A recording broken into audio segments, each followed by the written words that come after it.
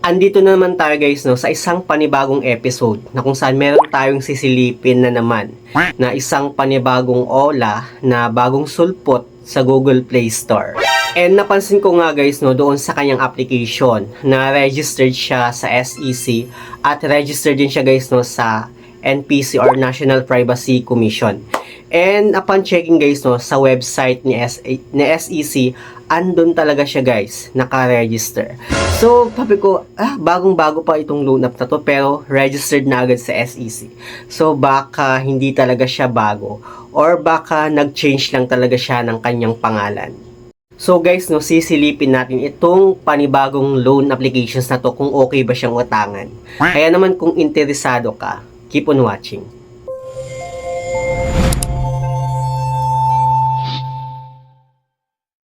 Hi guys, it's Ciel Mariano and welcome back to my YouTube channel. At kung hindi ka pa nakakapag-subscribe sa aking channel, please subscribe dahil palagi akong nag-share ng mga experience ko about mga OLA. So ay nga guys, no, may isang panibagong OLA na naman yung ating sisilipin at nasa Google Play Store siya guys, no, pwede siyang ma-download.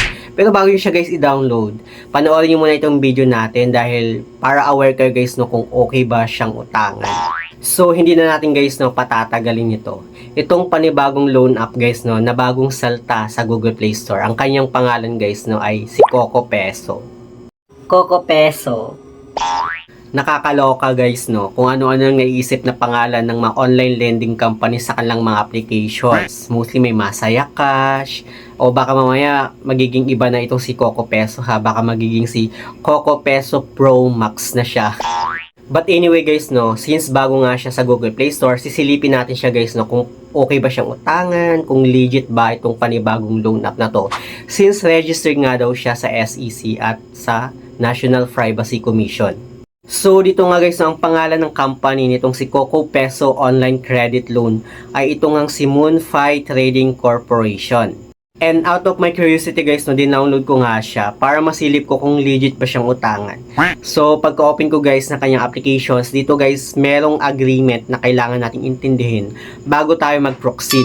Sa kanyang dashboard guys, no, up to 10,000 daw yung pinapautang nitong si Coco Peso. At yung kanyang loan term guys is 120 days daw. Naniniwala ba kayo sa ganyan? At dito guys, no, low interest rates daw siya.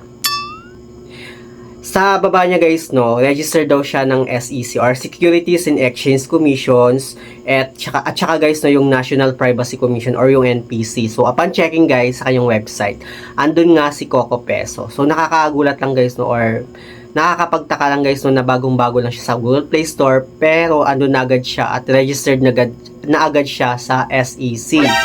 Pero I think guys, no, hindi siya bago kundi baka nag-change lang talaga siya ng pangalan. At sa pag-apply guys, kailangan nating mag-provide ng mobile number na gagamitin natin sa kanilang application. Then meron tayong ma-receive guys na OTP. Then after nun, mag-create lang tayo guys ng password natin.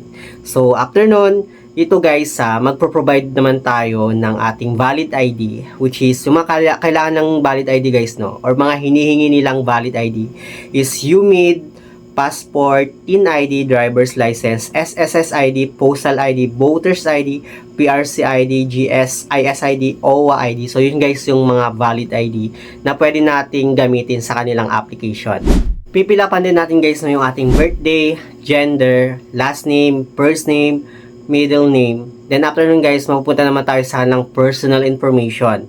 Kung saan pipilapan natin guys na yung ating marital status, education, residential address, email, second phone, tapos guys no yung ating social account. So kailangan natin guys maglagay ng ating social account.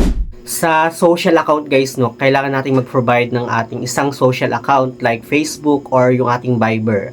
So it means guys no, kailangan nilang ma-access yung ating isang social account. At doon pa lang guys, red flag na agad siya.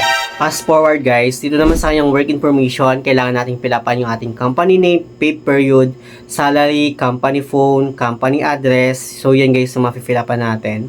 Then after nun, mapupunta naman tayo sa kanyang contact information guys. Kailangan nating mag-provide ng at least 3 contact reference. So bago tayo guys maglagay ng mga contact reference natin, pag-isipan muna natin mabuti.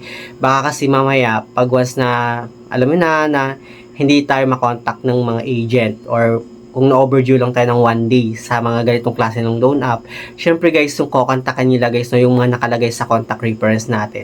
But mostly guys, no, kapag once na nagkaroon sila ng access sa ating contact information, pwede din nilang tawagan guys, so yung mga nasa contact list natin. So huwag kayong magtataka guys na kung bakit tumatawag sila sa mga contact list natin kahit hindi naman natin sila ginawang contact reference. Kasi guys, no, minsan or madalas may mga OLA talaga guys, no, na ina-access yung ating contact information. Magpe-facial verification din tayo guys, no, at kailangan nating picturean yung ating ID na ginamit natin sa kanilang applications. At ito nga guys, no, natapos na siya. May nagpakita ng product list na kung saan ang dami niyang pwede nating mahiram, which is pwedeng 10.5, 3.5, 3.5. Magkakasunod na 3.5 na siya guys sa baba, at magkakaiba guys yung kanilang mga pangalan. Nakalagay sa baba niya guys, may peso new recommend, peso 20, peso 15, peso 16, mga ganyan guys, no. Pero tinry ko nga dito guys sa kanyang 10.5 kasi ito daw yung peso new recommend at 100% daw na loan sa product list ni Coco Peso. And so, clinic ko guys yung apply. At ito guys, no, 3.5 lang yung ino-offer niya. Then, dito guys hindi ko muna siya kinonfirm loan kasi gusto kong ma-check muna yung details niya kung magkano yung amount lang ma-receive ko, magkano yung ikakaltas niya doon sa 3,500. So, chinek ko guys yung view details. And ito nga guys, no, nakalagay, meron siyang mga kaltas talaga na ang dami niyang ikakaltas, which is yung interest niya is 25 pesos, account manage fee na 137 pesos, platform service fee na 344 pesos, risk fee na 344 pesos at credit fee na 550 pesos. So grabe guys, so sobrang dami ang ikakaltas dun sa loan amount na hihiramin mo. Nakakapagtaka lang, no, bakit ganito kadami yung ikakaltas niya. And dito nga guys, no, upon checking yung kapag i-calculate natin guys yung mga ikakaltas niya. 25 plus 137 plus 344 plus 344 plus 550 plus 5, yun. Bali magiging 1.4 guys, no, yung yung kanyang kaltas. So yung total amount lang na ma-receive natin doon sa 3,500 is nasa 2,100 pesos. And based guys, no, doon sa kanyang loan details, hindi nagpakita kung ilang days mo siyang babayaran. At hindi talaga ako naniniwala guys, no, doon sa 120 days daw na kanyang loan term kasi malakas talaga yung kutob ko guys na 7 days repayment lang siya. Kasi alam ko na yung mga ganitong kalakaran ng mga OLA na sobrang laki ng kinakaltas. Tapos bagong-bago pa lang sa Google Play Store, bagong pangalan, yung mga ganyan. So talagang alam ko na yan guys, no. And hindi talaga ako naniniwala sa sasabi yung 120 days. So, sa mga merong loan dyan guys kay Coco Peso, comment down below and share your experience about dito nga sa OLA na to. And by the way guys, meron akong i-share sa inyo, lalo sa mga hindi nakakaalam about sa mga OLA na registered ng SEC. Gusto ko lang sabihin guys, no, na hindi lahat ng mga OLA na nakaregister sa SEC ay sumusunod sa tamang interest na pinapatong ni SEC. Mostly sana guys, no, ay sobrang pasaway, sobrang laki ng kinakaltas, halos wala na yatang natitira sa'yo. Sobrang laki ng kaltas nila. At yung iba guys, no, at halos karamihan sana guys, no, is nangaharas sila, tumatawag sa mga contact list. At ewan ko guys, no, kung bakit inaalaw ni SEC yung mga ganitong klase ng online lending apps na hindi man lang nila bina-background check bago nila i-approve. So, yun lang naman guys, no, yung ating topic ngayon. At yung masasabi ko lang about dito kay Coco Peso, hindi siya recommended. Hindi siya recommended. Never. Huwag nyo siyang i-download guys. At wag na kayong mag-take ng risk na mag-apply sa ganitong klase ng loan app kung ayaw nyong mabaon sa utang.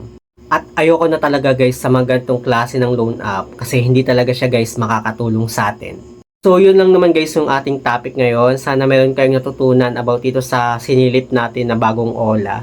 But anyway, bago mag-end itong video natin, sa mga hindi pa pala nakakapag-subscribe sa aking YouTube channel, please don't forget to like, share, and subscribe. Click the notification bell para lagi kang updated sa aking mga susunod na video. Thank you guys, thank you for watching, and see you on my next video. Bye!